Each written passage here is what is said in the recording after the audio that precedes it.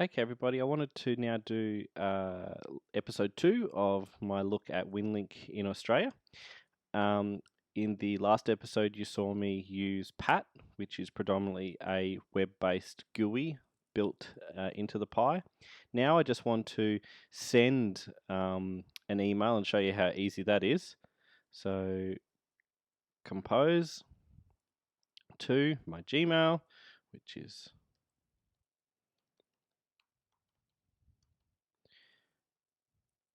testing Winlink RF to IP. Test number 1.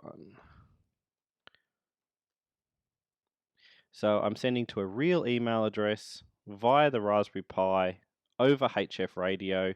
In this case, we'll use 80 meters again because VK3 MIT is giving good connections. I've done a little bit of a test this morning. So after here, I hit post and it'll be there in the outbox waiting for it, ready to go.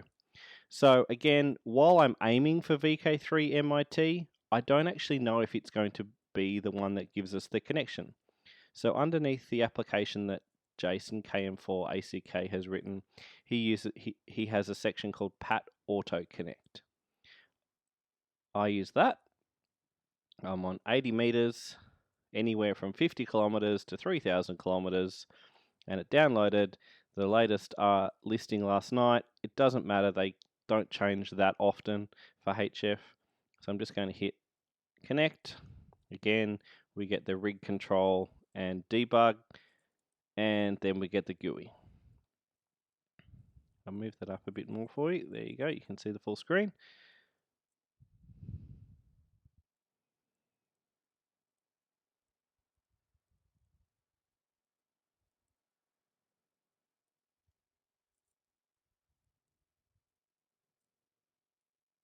And we're starting to call VK3 MIT.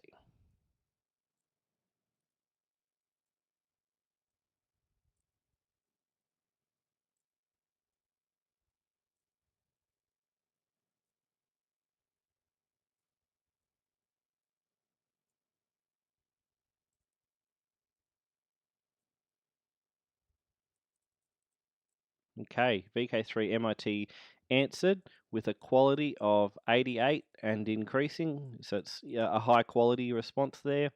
You can see in the negotiation connection, my Pi is set to do an RDOP connection anywhere between 500 and 2000 in the speed characteristics.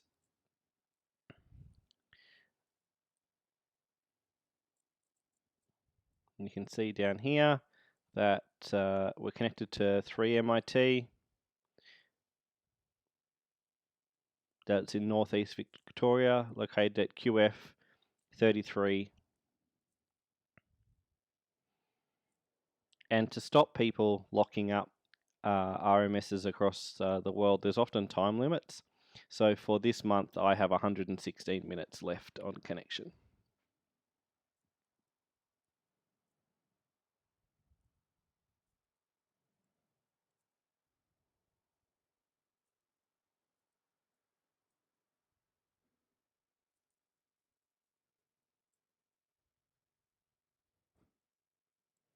And you can see it's hardly taxing for the Pi. We're under a quarter, actually under a third of the CPU being used here constantly. My Pi generally stays on for days at a time. I did a restart last night, so you can see it's only been up for a number of hours. Sending the checksum.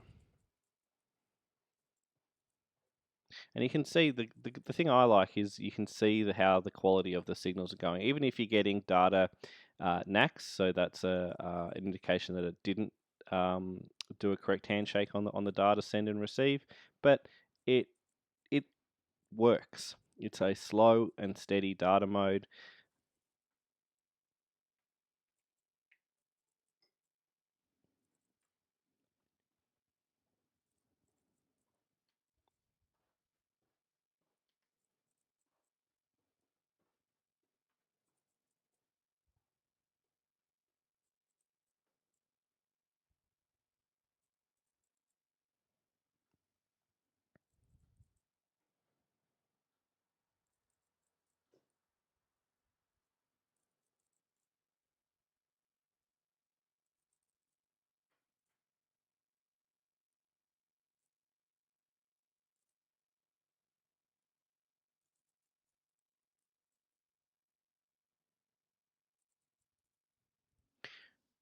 And in this video, I'm using my Mac laptop to connect to my Raspberry Pi, but any device with a Wi-Fi connection and a web browser will work.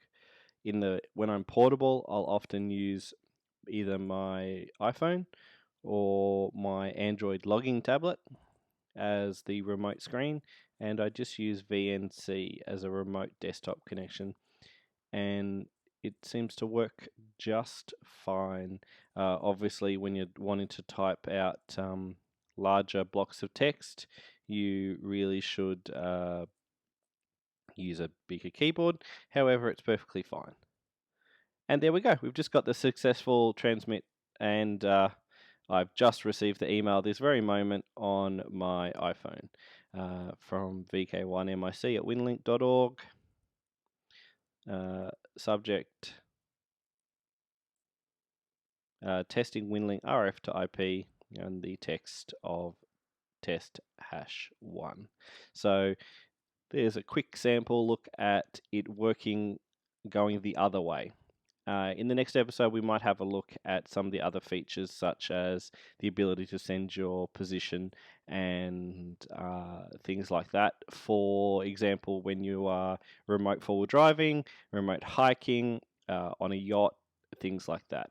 So thanks for watching again. My name is Wade, VK1MIC.